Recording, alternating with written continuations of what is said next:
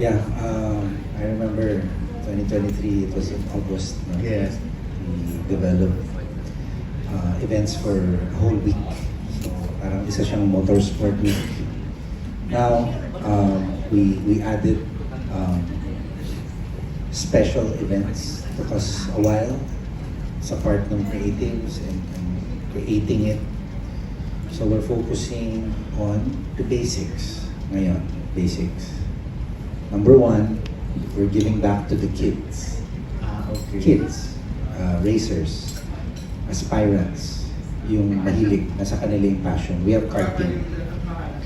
And then the amateur level provided by Super Sprint. This is the modern day slalom racing. So when you're looking at expenses, you bring the car, whatever car, and you can join.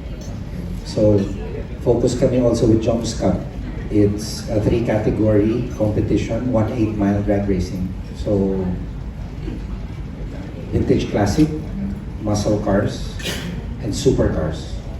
40 per category. 40. Okay. And then the full-blown race with international standards provided by Ricky and the governing body will be the rally. So the Rally of Lubang and the Rally of Parañaque. So it took a while for us. We had to cut it na eh. Cut it in June. We have more events coming in. Kaya lang malulod tayo lahat. So dito muna tayo.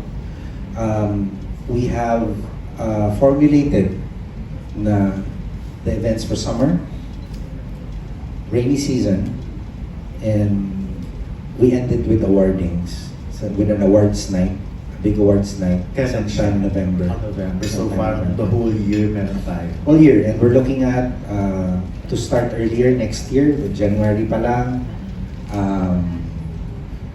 Nag-uumpisa na yung races.